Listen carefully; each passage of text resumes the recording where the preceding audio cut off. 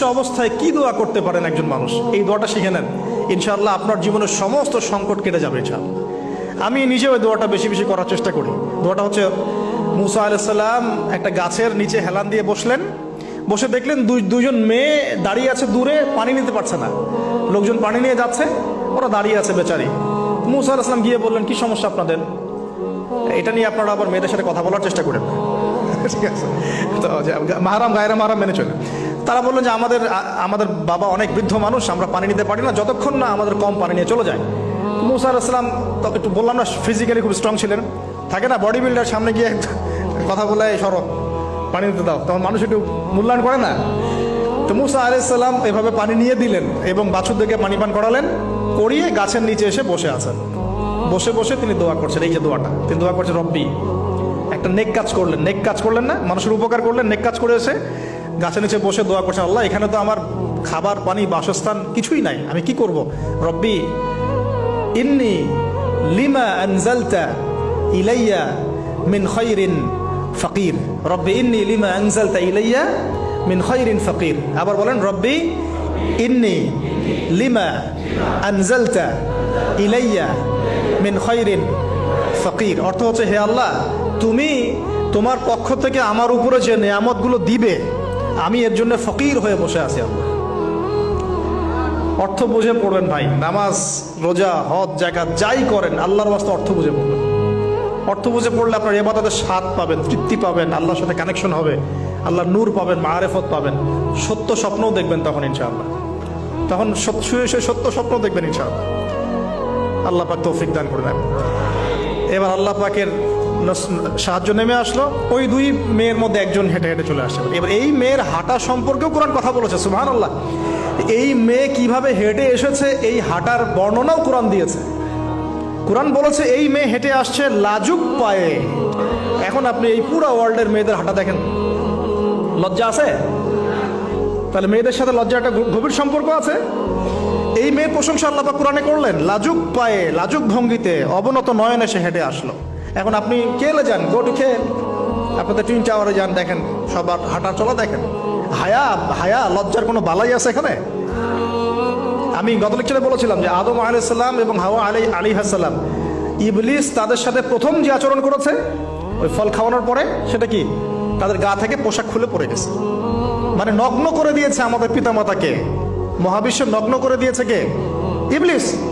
তো এখন এই পৃথিবীতে আমরা যারা নগ্নতার চর্চা করছি, তার কার এজেন্ট আমরা বুঝতে বাকি আছে? আমার কথা কি বুঝতে পারছেন কি না? এই কানেকশন মেলানোর চেষ্টা করেন, ডটসগুলো মেলানোর চেষ্টা করেন। সামনে যাই প্রিয় ভাই, এই মেয়ে এসে বলছে, আমার বাবা আপনাকে ডাকেন, আমার বাবা আপনাকে ডাকছেন। তিনি গেলেন, বাবা শুআয়ব আলাইহিস সালাম। তখন এক বোন ইনডাইরেক্টলি বাবাকে বোঝাচ্ছে যে বিয়ে শাদী দিলে ভালো হয়। এক বোন বলছে যে আপনি তো তাকে পুরস্কৃত করতে চাচ্ছেন, তাহলে এইরকম কবিউন আমিন একজন মানুষকে সবচেয়ে ভালোভাবে পুরস্কৃত করা যায় তার যথাযোগ্য প্রতিদান দেওয়ার মধ্য দিয়ে। তো মেয়ের ইশারা বাবা বুঝেছেন, তিনি নিজের এক মেয়ের সাথে মুসা আলাইহিস সালাম বিয়ে দিলেন, সুবহানাল্লাহ। তবে শর্ত দিলেন, দেনমোহর কি? মোহর তো নাই। মোহর কি এবার? মোহর হচ্ছে 8 বছর তোমাকে আমার ফার্মে কাজ করতে হবে। এটা আগেকার একটা স্টাইল ছিল, সুন্নাহ। এটা এখন নাই যদিও, আগে এরকম ছিল যে দেনমোহর দেওয়ার জন্য এই একটা পদ্ধতি ছিল। যেমন ইয়াকুব আলাইহিস সালামের ক্ষেত্রেও এরকম 7 বছরের কথা আসছে, তিনি 7 বছর তার শ্বশুরের ফার্মে কাজ করেছেন। এটা নতুন ছিল না ওই সময়, এটা কমন ছিল। এখন যেমন আমাদের দেশে কমন 10 লাখ টাকা মোহর হবে, 10,000 টাকা দিব, বাকিটা সব বাকি, তাই না?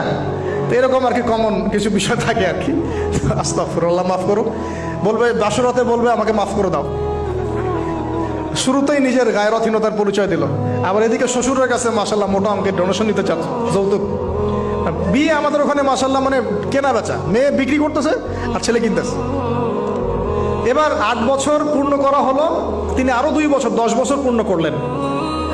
এই 10 বছরে মুসা আলাইহিস সালাম নববী পরিবেশ পেলেন, অভিভাবক পেলেন, স্ত্রী পেলেন, প্রেমময়ী সন্তান ইত্যাদি সবকিছু। এবার আল্লাহ রাব্বুল আলামিন তাকে মিশরের দিকে যাওয়ার যে সময়টা এখন হয়ে গেছে, 10 বছর হয়ে গেছে, মিশরে যেতে হবে। যাওয়ার পথে স্ত্রীর প্রসব বেদনা উঠেছে। তখন মুসা আলাইহিস সালাম আগুন খুঁজছেন। আগুন কি খুঁজছেন ভাই? আগুন খুঁজতে খুঁজতে খুঁজতে খুঁজতে তুর পাহাড়ের ওখানে গিয়ে দেখছেন যে আগুন গাছে জ্বলছে, সবুজ পাতার উপরে আগুন, তিনি অবাক। এই সময় আওয়াজ আসলো, বিসমিল্লাহির রহমানির রহিম, ইন্নী আনা রাব্বুক ফাখলা'না আলাইক ইন্নাকা বিল ওয়াদিল মুকদ্দাস তুয়া। মুসা, ইন্নানি আনা আল্লাহ লা ইলাহা ইল্লা আনা ফা'বুদনি ওয়া আকিমিস সালাতা লিযিকরি। মানে এখানে অনেকগুলো কথা আছে, সূরা তাহার মধ্যে আছে। আওয়াজ চতুর্দিক থেকে ভেসে আসলো, মহান আল্লাহ রব্বুল আলামিন তার শান অনুযায়ী, তার ইজ্জত অনুযায়ী তিনি যেভাবে কথা বলেন সেভাবে মুসা আলাইহিস সালামের সাথে কথা বললেন। আল্লাহু আকবার।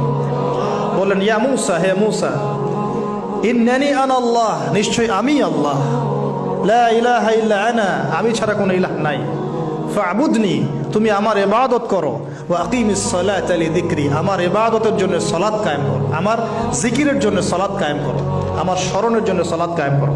ফাখলা'না আলাইক, তোমার জুতা খুলে ফেলো, ইন্নাকা বিল ওয়াদিল মুকদ্দাস তুয়া, তুমি তুয়া উপত্যকায় আছো, পবিত্র তুয়া উপত্যকায় আছো। আদব শেখানো হলো, এভাবে অনেক কথোপকথন হলো। নবী মুসা আলাইহিস সালাম ভয় পেয়ে গেলেন এবং আল্লাহ পাক আরো কথা বললেন, ওয়ামা তিলকা বিয়ামিনিকা ইয়া মুসা, তোমার ডান হাতে এটা কি? মুসা আলাইহিস সালাম বলছেন, ক্বালা হিয়া আসায়া আতাওয়াক্কাউ আলাইহা ওয়া আহুশু বিহা আলা গনামি ওয়া লিয়া ফিহা মাআরিব উখরা, এটা তো আমার লাঠি, এটা দিয়ে আমি ডালপালা পারি, আমার ওই যে গবাদি পশু চড়াই।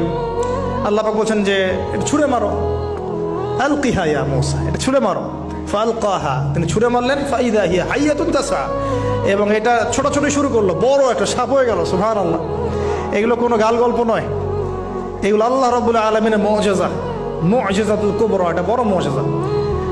তিনি পিছনের দিকে দৌড়ানো শুরু করলেন সাপ দেখে, খাইফা ইয়াতারাক্কাব, মানে ভয়ে দৌড়ানো শুরু করলেন। আল্লাহ পাক বলছেন, লা ইয়াখাফু লাদাইনাল মুরসালিন, আমার কাছে রসুলগণ ভয় পায় না, তুমি ভয় পেও না, তুমি ওটাকে ধরো পিছন থেকে, সেটা আবার লাঠি হয়ে যাবে। পিছন থেকে হাত দেওয়া হলো, লাঠি হয়ে গেল। সুবহানাল্লাহ। এবার বলছে যে তুমি তোমার বগলের নিচে হাত ঢুকাও। মুসা আলাইহিস সালাম বগলে হাত ঢুকালেন, বের করলেন, হাত থেকে টর্চ লাইটের মতো আলো বের হওয়া শুরু। এটা দ্বিতীয় নিদর্শন। কেন দেয়া হলো নিদর্শন? এবার আল্লাহ পাক তার দায়িত্বটাকে বলছেন, তোমাকে নিদর্শনগুলো কেন দিলাম, তোমাকে মনোনীত কেন করলাম, কেন তোমাকে মনোনীত করলাম মুসা, তোমার কাজটা কি? তোমার কাজ এখন এটা, ইযহাব ইলা ফিরআউনা ইন্নাহু তাগা, তুমি ফিরআউনের কাছে যাও। ফিরআউন সীমা লঙ্ঘন করেছে, মনে আছে ফিরআউনের কথা? সীমা লঙ্ঘন করেছে। তখন মুসা আলাইহিস সালাম তার অপারগতা প্রকাশ করছেন এভাবে, তিনি বলছেন, আল্লাহ, আমার তো জিহ্বায় জড়তা আছে, আর আমি তো ওখানে এক ব্যক্তি, আমার খুনের অভিযোগ আমার কাঁধে, আমি এখন কিভাবে কি করবো আল্লাহ? তখন আল্লাহ রাব্বুল আলামিন বলছেন, এই দোয়াটা করো। কোন দোয়া? মুসা আলাইহিস সালাম বললেন, রব্বি ইশরাহ লি সাদরি, হে আল্লাহ, আমার বক্ষ প্রশস্ত করো, ওয়াসসির লি আমরি, আমার কাজকে সহজ করে দাও, ওয়াহলিল উকদাতাম মিন লিসানি, আমার জিহ্বার সমস্ত জড়তা দূর করে দাও, ইয়াফকাহু কাওলি, যাতে মানুষ আমার কথা বুঝতে পারে। আর আমার সাথে আমার পরিবারের মধ্য থেকে ওয়াজআলনি ওয়াজিরাম মিন আহলি, আমার পরিবারের মধ্যে একজন ওজির আমাকে দাও, সাথী। হারুন আখি, আমার ভাই হারুনকে দান কর। সুবহানাল্লাহ। হারুন আলাইহিস সালামকে নবুয়ত দেয়া হলো, দুজনকে আল্লাহ পাক এখন বলছেন, ইযহাবা ইলা ফিরআউন, তোমরা দুজন এখন ফিরআউনের কাছে যাও। ফাইন্নাহু তাগা ফাকুলা লাহু কাওলান লাইয়িনা, তবে তাকে গিয়ে কর্কশ ভাষায় কথা বলবে না, নরম স্বরে কথা বলবে। দায়ীদের এখানে সুন্নাহ, দায়ীদের জন্য শিক্ষা আছে, দায়ী আলেম যারা মুবাল্লিগ তাদের শিক্ষা আছে। ফিরআউনের সামনে গিয়ে দাওয়াত দিলেও কিভাবে দিতে হবে? ফাকুলা লাহু কাওলান লাইয়িনা, নম্রভাবে কথা বলো। লাআল্লাহু, কেন নম্রতার সাথে? লাআল্লাহু ইয়াতাযাক্কারু আও ইয়াখশা, হয়তোবা নম্রতা প্রদর্শন করলে সে উপদেশ গ্রহণ করতে পারে, অথবা সে আল্লাহকে ভয় করতেও পারে। আল্লাহ পাক তো আগে থেকে জানেন সে ঈমান আনবে না, তারপরেও আমাদের আদব শিখাচ্ছেন আল্লাহ পাক এখানে। তারা দুজন চলে গেলেন, দাওয়াত দিলেন। ফিরআউন মশকরা করছে, ওয়ামা রব্বুকুম ইয়া মূসা, তোমাদের দুজনের রব আবার কে? হ্যাঁ, মুসা আলাইহিস সালাম বুঝাচ্ছেন, রব্বি আল্লাযী, আমার রব সেই রব যিনি জীবিতকে মৃত করেন, মৃতকে জীবিত করেন, ইত্যাদি। মানে যার হুকুম ছাড়া একটা গাছের পাতাও নড়ে না, যিনি মাটি থেকে সব উৎপন্ন করেন, বৃষ্টি বর্ষণ করেন, সব বুঝালেন। ফিরআউনের বক্তব্য তখন এটাই ছিল, তোমাদের কাছে কি কোন নিদর্শন আছে, কোন আয়াত নিদর্শন আছে? হ্যাঁ, নিদর্শন আছে। কি? লাঠি ছুঁড়ে মারলেন, সাপ হয়ে গেল। এখন ফিরআউন বলছে, এটা তো জাদু, এটা কি? আমার জাদুকররা ওটা পারে, জাদুকরদেরকে ডেকে না হলো, জাদুকররাও লাঠি ছুঁড়ে মারলো, সাপ হয়ে যাচ্ছে। কিন্তু এই বড় সাপ ওদের সব সাপকে খেয়ে ফেললো। তখন ফেরাউন কিন্তু ভয় পেয়ে গিয়েছিল। এরপরেও এই হাত বের করে আলোর এই নিদর্শন দেখানো হলো, তাওহীদের দাওয়াত দেওয়া হলো, ফেরাউনকে ভয় করতে বলা হলো, ফেরাউনকে সতর্ক করা হলো যে আমার রব, আপনার রব, সবার রব হচ্ছেন আল্লাহ। সব কিছু বোঝানো হলো, কিন্তু ফেরাউন এই কোনো কথাই গ্রহণ করলো না।